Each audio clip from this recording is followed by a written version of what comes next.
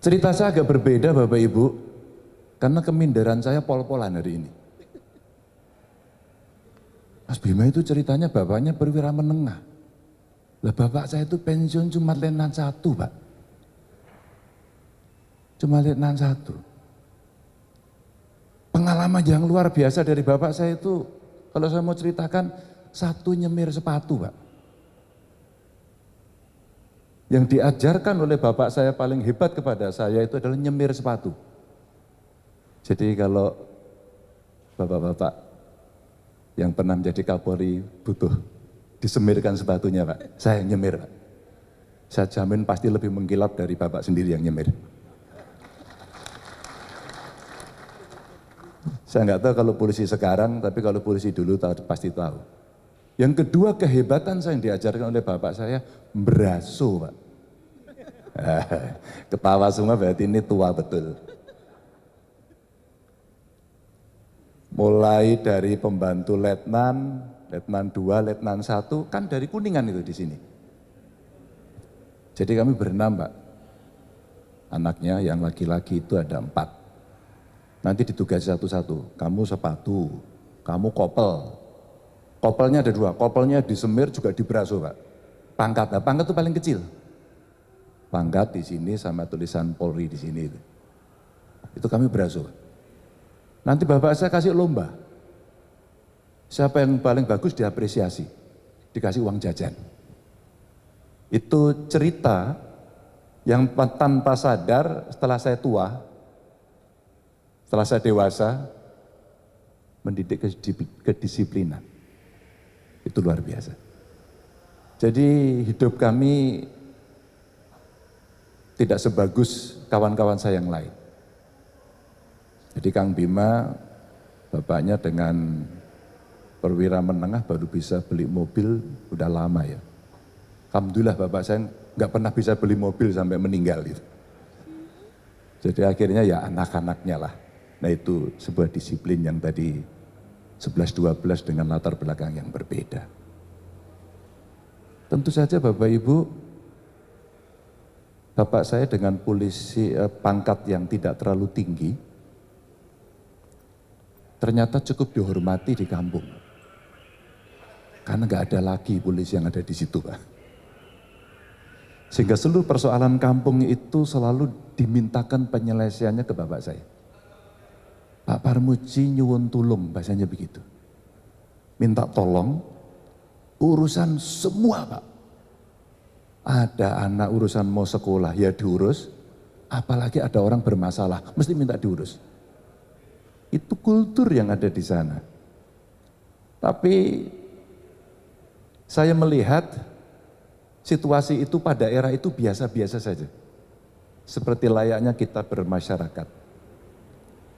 Hanya cerita-cerita yang kemudian menjadi agak sedikit lucu setelah kami tua dan melihat itu adalah betapa relasi dengan masyarakat itu betul-betul bisa menunjukkan sesuatu bahwa ya ini dekat, ya ini bisa saling membantu, ya ini punya hubungan yang baik.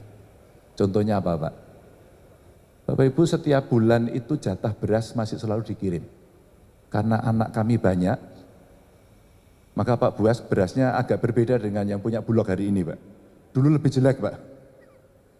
1 karung itu Pak Buas. Dan itu naik bus, diturunkan di pinggir jalan. Nanti nunggu siapa yang mau nolong. Ternyata orang kampung yang lewat itu nolong. Dipanggul, dibawa sampai ke rumah. Itu cerita sosial yang menarik. Cerita berikutnya kalau dari keluarga yang paling senang adalah setelah kemudian mendapatkan susu Sinta Pak. Ya, susu Sinta. Yang ketawa juga sudah tua. Susunya dengan kaleng yang agak besar, ya.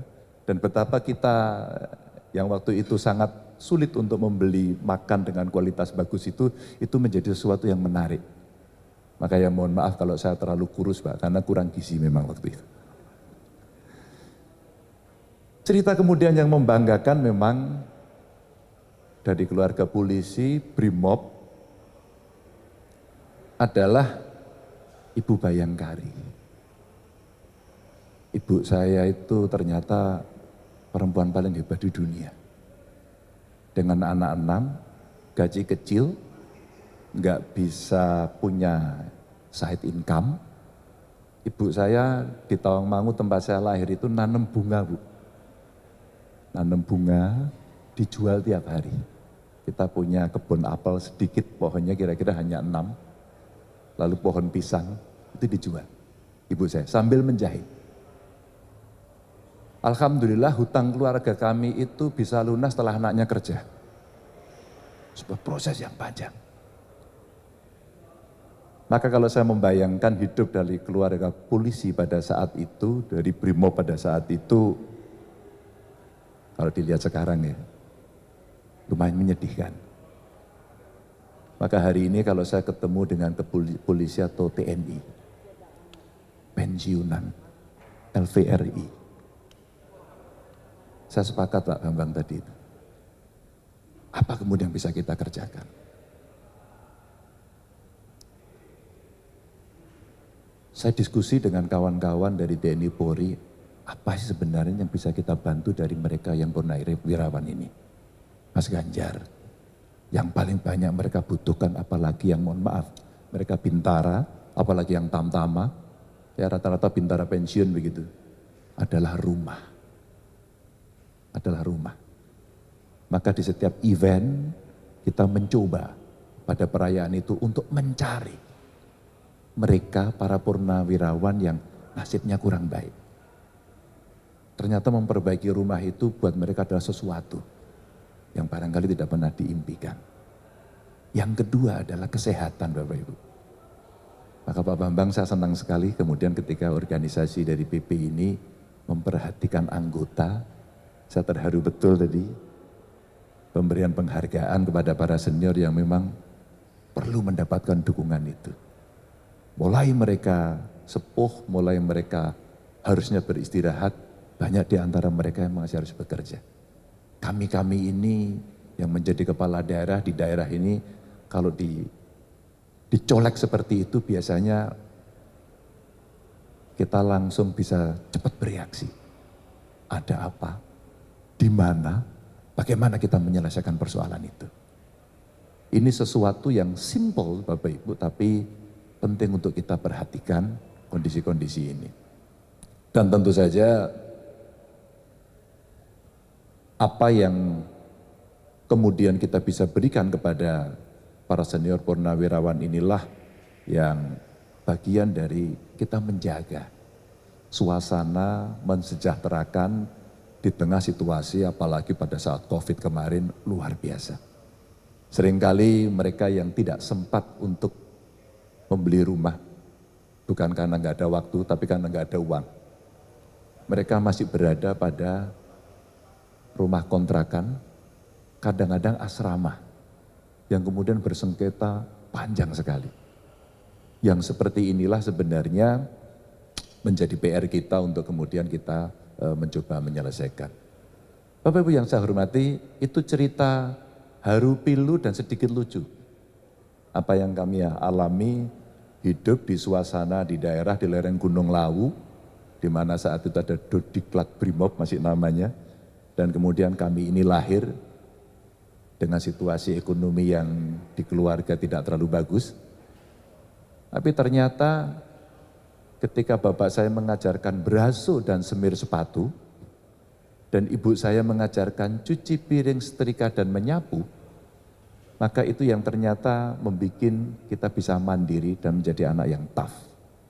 Menjadi orang yang tidak cengeng. Itu yang membawa saya kira sama Kang Bima tadi cerita, tidak bikin kita cengeng. Dan kita menjadi fighter-fighter. Dan dari situ juga, karena banyak kemewahan yang tidak pernah saya dapat, maka kalau orang menghina, kalau orang menjelekkan, kalau orang membuat kita mau susah, saya sampaikan, maaf, itu semua sudah saya lalui. Jadi tantanganmu itu tidak terlalu bagus buat saya. Tantanganmu terlalu rendah. Kalau kamu cerita soal hidup susah, saya lebih susah dari kamu. Kalau kamu bicara soal fighting spirit, kami lebih dari kamu karena kami sudah melakukan proses survival yang sangat panjang sekali.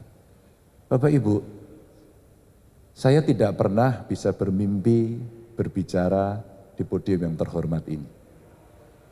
Makasih Pak, saya bangga.